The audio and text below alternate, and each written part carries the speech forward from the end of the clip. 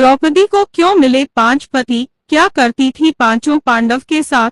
महाभारत के अनुसार द्रौपदी राजा द्रुपद की बेटी और पांडवों की पत्नी थी। कौरवों द्वारा आयोजित किए गए जुए के खेल में द्रौपदी को दांव पर लगाया गया। पांडव दांव हार गए और उसके बाद दुशासन ने उसे भरी सभा में अपमानित किया। द्रौपदी के चरित्र के ये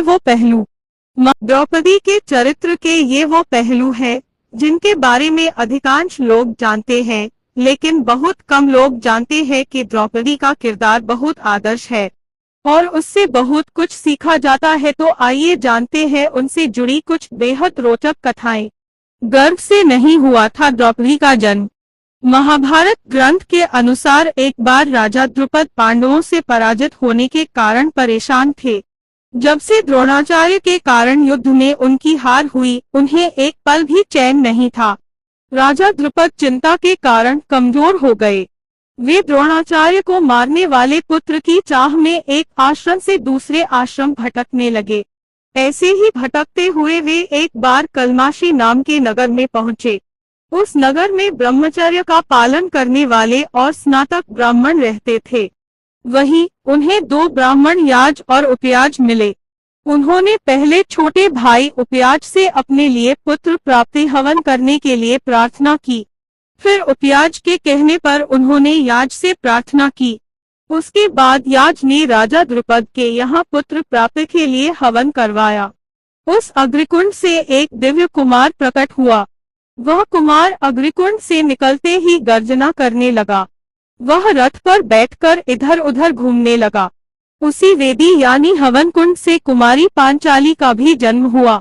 पांचाली यानी राजा द्रुपद की पुत्री द्रौपदी कमल की पंखुड़ी के जैसी आंखों वाली, नीले नीले घुंघराले बालों व कोमल होठों वाली थी। उसका रंग सांवला था। ऐसा लगता था मानो कोई देवांगना मनुष्य शरीर धारण करके सामने आ गई हो।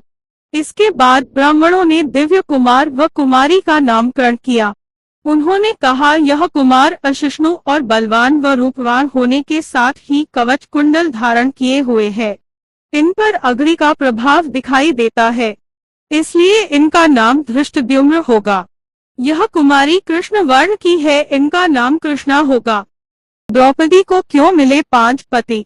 द्रौपदी पूर्व जन्म में एक बड़े ऋषि की गुणवान कन्या थी। वह रूपवती, गुणवती और सदाचारिणी थी, लेकिन पूर्व जन्मों के कर्मों के कारण किसी ने उसे पत्नी रूप में स्वीकार नहीं किया। इससे दुखी होकर वह तपस्या करने लगी।